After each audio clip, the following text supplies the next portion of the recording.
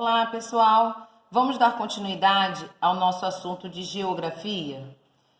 Na aula passada, nós começamos a falar sobre cartografia, né? Os mapas. Então, hoje, nós vamos dar continuidade a esse assunto na página 62, onde diz assim, representações bidimensionais do espaço. O que é uma representação bidimensional?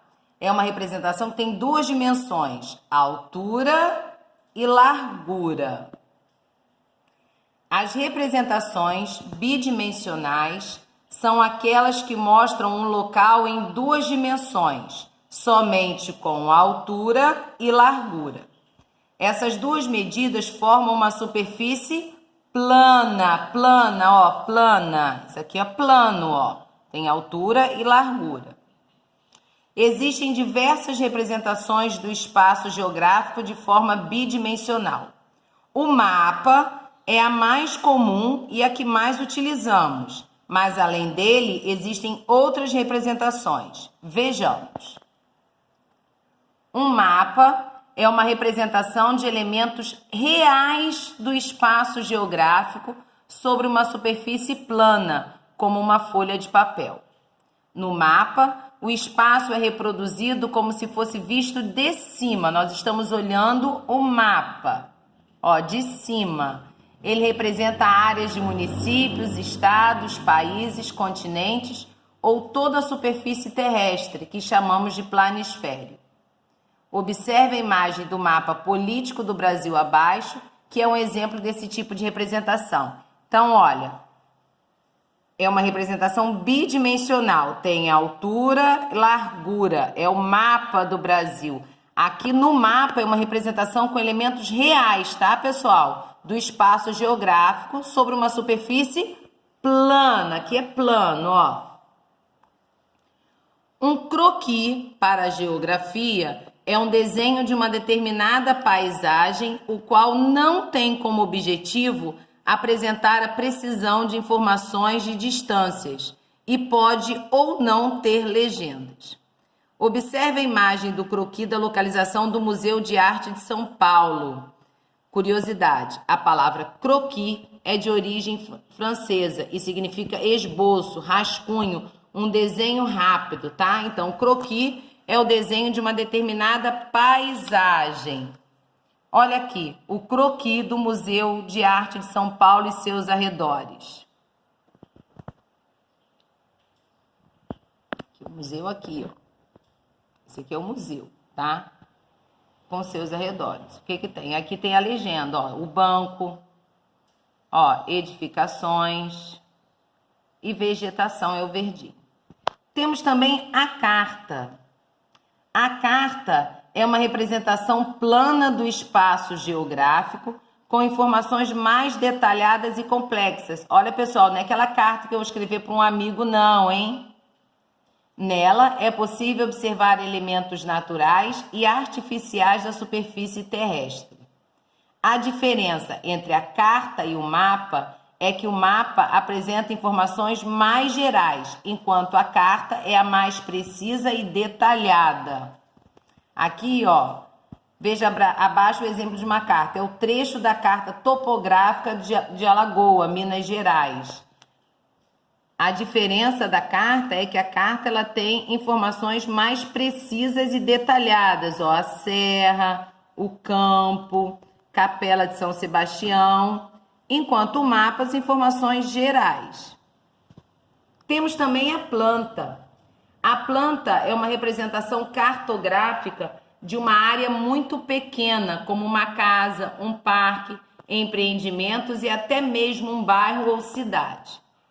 As plantas apresentam um alto nível de detalhes. As prefeituras costumam utilizar esse tipo de representação para facilitar a administração e o planejamento das cidades. É a representação de uma área pequena. Quando nós construímos uma casa, né, antes da construção tem que ser feita uma planta, com todas as medidas, tudo certinho para dar certo. Tá? Aqui é a planta de uma parte da cidade de Spot, na Macedônia. Aí começa os exercícios, pessoal. Exercício de fixação. O que são representações bidimensionais? Cite 2 exemplos de representações cartográficas bidimensionais que podemos utilizar. Bidimensionais com 2 dimensões. Ó, nós temos o mapa, nós temos o que aqui? O croquis, a carta e a planta. Escreva a definição das seguintes representações bidimensionais no espaço geográfico. O que é um mapa, o que é um croquis, uma carta e a planta. Na página 67, nós já vamos ver agora as representações tridimensionais do espaço. Olha, tem 3 dimensões. Além da altura e da largura, tem a profundidade. Diferentemente das representações bidimensionais, as tridimensionais são aquelas que, além da altura e da largura, também apresentam dados de profundidade. Muito legal, não é mesmo? Esse tipo de representação possibilita uma visão diferente e privilegiada do espaço.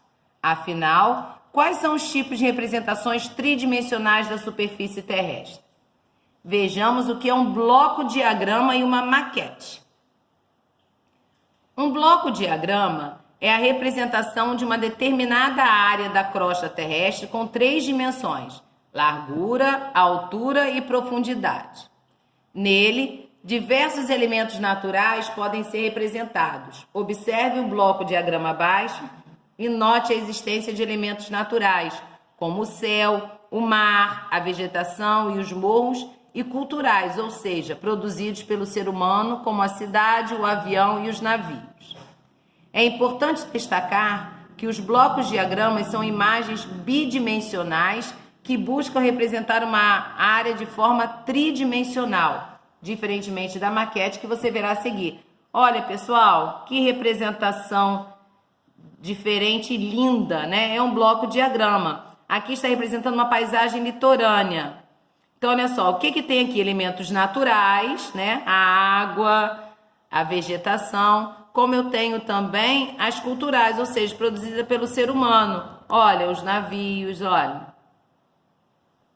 E essa aqui, esse bloco-diagrama, ele é tridimensional porque eu tenho a altura, eu tenho largura e eu tenho a profundidade.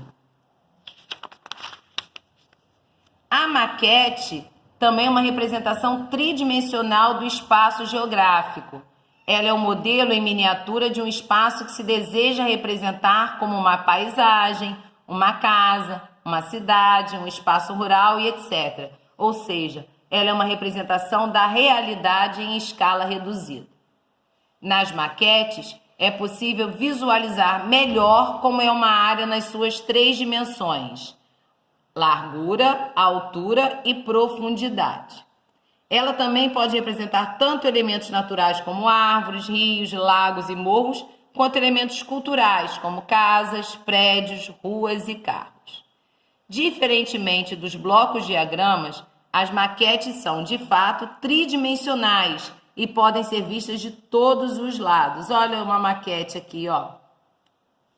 Aqui é a maquete de uma cidadezinha, né? De um bairro. Exercício. Qual a diferença entre um bloco-diagrama e uma maquete? Observe esta imagem. Assinale a alternativa que apresenta o tipo de representação dessa imagem.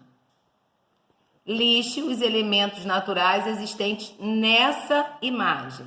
Meus amores, a atividade termina aqui e tia Roberta está à disposição para sanar as dúvidas. Vamos caprichar?